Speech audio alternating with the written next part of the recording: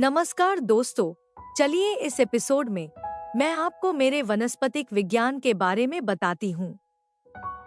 मैं एक वुडी बहुवर्षावु झुडुपवर्गीय पौधा हूँ और मेरी लंबाई तकरीबन 3 से 4 फीट तक ही होती है। मुझे पुष्प गुच्छों में आते हैं, जिसे वैज्ञानिक भाषा में रेसिम टाइप्स ऑफ इन्फ्लोरेसेंस कहते हैं, और वह मेरी शाखाओं के सिरे पर आते हैं। तब से मेरी बढ़ने की प्रक्रिया रुक जाती है। मेरे युवा फूल 7 से 8 मिलीमीटर लंबे कप के आकार के और छालों से ढके होते हैं। फूल के डंठल 3 से 4 सेंटीमीटर लंबे होते हैं।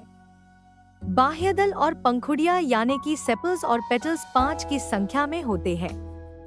सेपल्स 1 से 1.5 सेंटीमीटर लंबे और 6 से 8 मिलीमीटर चौड़े और चम्मच के आकार के होते हैं और उनका रंग हल्का पीला होता है। पंखुड़ियां यानी कि पेटल्स की लंबाई 1.5 से 2 सेंटीमीटर तक होती है और 6 से 8 मिलीमीटर चौड़ाई होती है और उनका रंग सोने जैसा गर्द पीला होता है। शायद यही वजह होगी कि मुझे सोने जैसे मुख वाली सोनामुखी नाम से प्रचलित होने की। मेरे ऐसे सुंदर पुष्प में 10 पुंकेसर होते हैं और उनकी रचना भी एक विशेष और खूबसूरत होती है। मेरी शाखाएं बाल रहित होती है और मेरे पर्ण मिश्रित प्रकार के होते हैं, जिसे वैज्ञानिक भाषा में कंपाउंड टाइप्स ऑफ लीफ कहा जाता है। उनकी लंबाई 1 से 1.5 फीट होती है। आपको शायद संभ्रम हुआ होगा कि इसके पर्ण तो इतने बड़े नहीं होते हैं। जी हाँ, आप जिसे मेरे पर्ण कहते हो वह असल में मेरे पर्णक होते हैं, जिसे लीफलेट कहा जाता है, और 5 से 9 जोड़ी पर्णक मिला के मेरा एक पर्ण बनता है। इसे ही तो कंपाउंड टाइप्स ऑफ लीफ कहते हैं। मेरे पर्णिका में ही मेरे औषधि गुणों के राज छुपे हैं।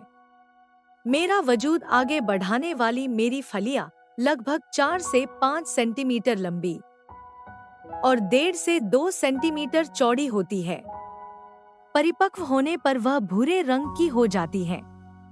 आम तौर पर मेरी फलियों में 4 से 10 बीज होते हैं। चलिए, मेरे वजूद की बात छेड़ी है तो मैं आपको मुझे पनपने के लिए किस प्रकार की भूमि महत्वपूर्ण है उसके बारे में थोड़ा सा बताती हूँ।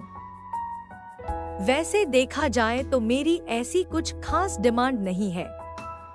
मैं हर प्रकार के मिट्टी में ठीक ठाक पनपती हूँ और पानी की मात्रा भी कम चाहिए। फिर भी अगर लाल दोमट, जलोढ़ दोमट और रेतीली जल निकासी मिट्टी है तो मैं बहुत ही बेहतर पनपती हूँ। अगर आप मुझसे उपज लेने का सोच रहे हैं तो इस प्रकार की भूमि का ही चयन करें, ताकि आपको मुझसे अच्छी उपज मिलेगी। फिलहाल यही रुकते हैं, और अगर आप मेरे खेती के बारे में जानना चाहते हो तो अगले एपिसोड में मिलते हैं।